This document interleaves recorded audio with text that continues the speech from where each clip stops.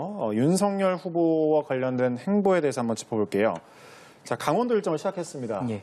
출범 후 첫 지역 방문 일정인데 계속해서 이준석 대표가 동행을 하거든요. 예. 이 행보 어떤 좀 의미가 있다고 보시는지요?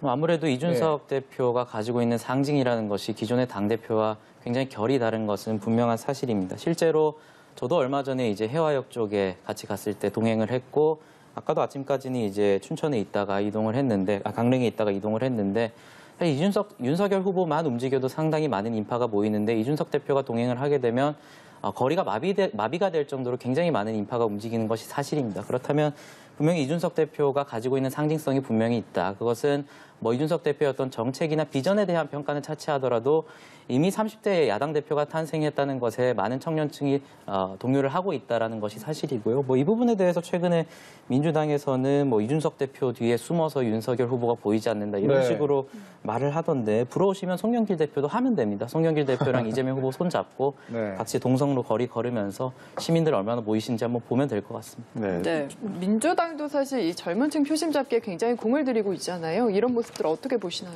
저는 사실 이준석 대표는 굉장히 좋은 상징이라고 생각을 합니다. 이준석 대표가 가진 통일에 대한 생각이나 여성 문제에 대한 생각을 제가 찬성하지는 않지만은 이준석 현상으로 불리는 이런 시대 교체 아니면 세대 공존에 대한 열망에 대해서는 저도 찬성을 해서 사실은 보기가 좋습니다.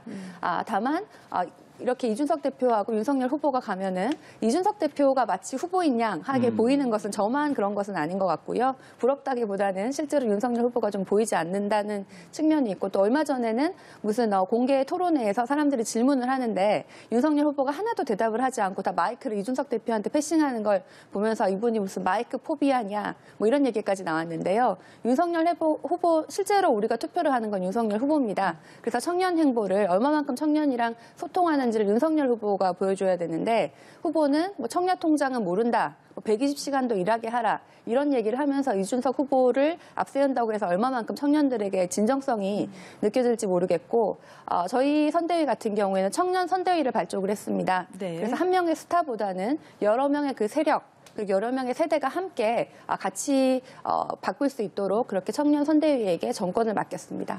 주된 발언은 이준석 대표가 하는 게 아니냐는 말씀해 주셨는데, 저런 부분이 사실 큰 가짜 뉴스거든요. 얼마 전에 문화예술계 간담회에서 윤석열 후보가 마이크를 넘겨서 대답을 하나도 안 했다 이런 식으로 말씀하신 게 전형적인 가짜 뉴스입니다. 해당 영상을 보면 이미 팩트체크를 통해서 언론 보도로 나온 게 있습니다. 8번의 질문을 받았는데 3번은 이준석 대표에게 마이크를 넘기고 그 다음에 또 본인도 대답을 했습니다. 그러니까 결론적으로 8개의 질문에 윤석열 후보는 분명히 모두 다 대답을 했고요. 이런 부분에 있어서 민주당이 지속적으로 가짜 뉴스 때려잡자라고 얘기하고 있는데, 이런 공식적인 자리에서 가짜뉴스를 살포하시는 것은 조금 유감입니다. 실제로 윤석열 후보가 이 질문에서 제가 5번을 대답하신 거는 사실 상대적으로 보도가 덜 돼서 몰랐던 건 사실인데요. 확인하고 오셔야죠. 실제로 윤석열 후보가 다음 주에 G식 백과인가요? 거기에 대해서도 출연을 한다고 하셨다가 안 한다고 하시고, 당장 TV토론 같은 경우에도 저희 측에서 여러 번 요청을 하는데 윤석열 후보가 나오질 않고 있어요. 그래서 언론 앞에서 TV토론이라든지 본인의 생각을 밝히는 것에 좀 적극적이지 않고, 이준석 후보가 나선다든지 아니면은 정책에 대해서는 모든 것이 김종인 대표의 전 비대위원장의 말씀을 들어야 되는 그런 상황 때문에 이런 오해가 벌어진 것이 아닌가 생각합니다. 확실히 대선이 얼마 남지 않아서 그런지 두 분이 참 그렇습니다. 윤석열 후보 이야기 조금만 더 해보자면, 어제도 소상공인 지원을 위한 추경 편성은 빠르면 빠를수록 좋다 이렇게 반복해서 동의하는 입장을 냈는데, 김종인 총괄선대위원장은 사실 이거는 현직 대통령 소관이다. 후보가 얘기할 건 아니다. 딱 잘라서 이야기를 했거든요. 이거 엇박자 아닙니까? 이 부분에 대해서 엇박자를 보이는 거 아니냐라는 비판이 조금 있는데, 자세한 내용을 뜯어보면 동일한 얘기를 하고 있습니다. 김종인 위원장 같은 경우에 이런 얘기를 한 이유는 결국에는 추경 같은 경우에는 이제 현직 대통령 소관 사안이기 때문에 문재인 대통령이 결심을 해야 된다라는 취지의 발언이었고, 윤석열 후보의 발언 같은 경우에도 지금 여당이 진정으로 50조 또는 100조에 동의를 한다면 대통령을 설득하라라는 워딩을 분명히 사용했습니다. 그러니까 두 분 다 결국에는 문재인 대통령이 현재 결심을 하고 추경 편성에 대한 권한을 가지고 있기 때문에 이런 부분에 있어서 현직 대통령이 결심을 하시라라고 하는 것이고, 저희 당은 지속적으로 이제 윤석열 후보는 50조 손실 보상에 대해서 얘기를 했고, 이재명 후보도 민주당에서는 이제 포퓰리즘이라고 하다가 갑자기 동의를 하신 것은 반갑습니다만 이후에 어떤 대통령을 설득하는 작업이 보이지 않아요. 그래서 뭐 안타까운 일이지만 어쨌든 지금 민주당이 의회 내에서도 압도적인 의석수를 가지고 있고 현직 대통령도 민주당 출신의 문재인 대통령이기 때문에 여당과 대통령이 결심하시라는 동일한 목소리를 내고 있습니다. 네. 저는 조금 황당한데요. 처음에 저희가 재난지원금을 전 국민에게 조금씩 드리자라고 했을 때 그게 한 20조 정도도 되지 않은 금액으로 얘기를 많이 했습니다. 예. 근데 그 당시에 포퓰리즘이다, 말도 안 된다, 뭐 나라 고가는 어떡하냐, 야당 분들이 굉장히 많이 비판을 하셨는데 갑자기 뜬금없이 윤석열 후보가 50조 이렇게 얘기를 했어요. 그래서 좋다 그러면은 급하니까 우리가 소상공인 50조 빨리 하자. 그랬는데 아무런 안이 없습니다. 구체적으로 어떻게 하자는 건지. 근데 그때 이제 국회가 거의 끝났는데 그럼 뭐 임시국회를 열어서 추경을 하자는 건지 대안에 대해서는 없고 50조라는 얘기를 한 다음에 갑자기 또 뜬금없이 김종인 선대위원장이 100조 하자 이렇게 얘기를 했어요. 20조 가지고 포퓰리즘이라고 한 당에서 100조를 하자 그래서 민주당에서는 이재명 후보도 좋다 그렇게 하자. 그리고 송영길 당대표도 좋다 하자라고 했고 여당에서 적극적인 찬성을 보이니 대통령 되면 하겠다 이렇게 말을 바꾸십니다.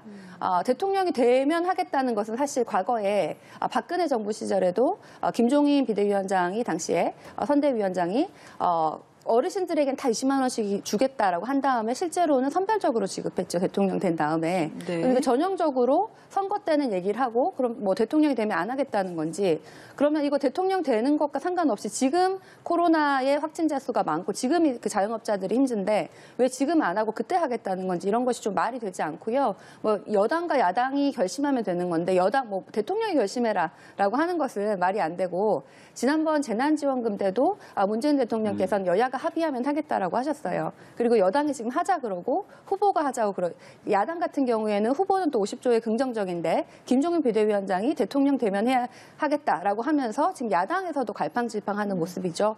저희는 적극적으로 할 마음이 있으니 윤석열 선대위부터 좀 뜻을 모아달라고 말씀드립니다. 네, 임 대변인 한 말씀 들어야 되겠네요. 재난지원금에 대해서 뭐 저희가 포퓰리즘이라고 비판을 했다라고 하시는데 불과 몇 개월 전에 송영길 대표와 이준석 대표가 재난지원금에 대해서 전격적으로 합의를 한 부분이 있거든요.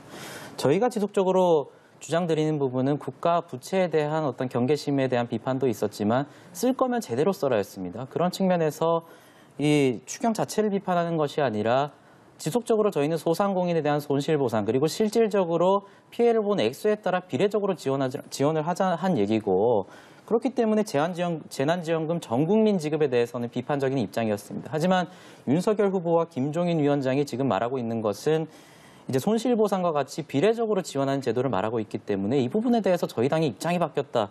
이런 식으로 말씀하시는데 이재명 후보가 이제 50조 비판하다가 본인이 지금 50조 덜컥 받아서 하겠다라고 하시고 계시거든요. 그래서 말을 바꾼 거는 이제 이재명 후보다라는 것을 분명히 말씀드리고요. 제가 한 마디만 더 말씀드릴게요. 제가 끝까지 말씀드릴게요. 네. 우리 대통령의 권한이 아니다 뭐 이런 식으로 말씀을 하셨지만 실제로 문재인 정부 들어서 굉장히 많은 추경을 편성하지 않았습니까? 그렇기 때문에 이런 재원 문제에 대해서는 저희도 추경이라는 대안을 제시했고 이 부분에 대해서는 뭐 저희가 지금 윤석열 후보가 대통령이 아니지 않습니까? 당연히 문재인 대통령이 그동안 굉장히 잘해왔던 추경 편성을 통해서 잘 하시면 되는 겁니다. 네, 지난번에 뭐 이준석 대표도 재난지원금 합의했다라고 하셨는데 그 다음날 또 말을 바꾸셨어요. 이준석 대표가 당시에 기억하기로는 송영길 대표랑 뭐 회동을 하고 뭐 재난지원금 합의했다고 뉴스가 나왔다가 그 다음날 뭔가 좀 상황이 사실이 아닌 것처럼 뭐 찬성하지 않는다 이렇게 나왔었고 지금 윤석열, 김종인 이 두 분이 말씀하시는 소상공인에게 더 두텁게 피해 보상을 하자는 것에 반대하는 것이 아닙니다. 그렇게 하자고 하는 것입니다.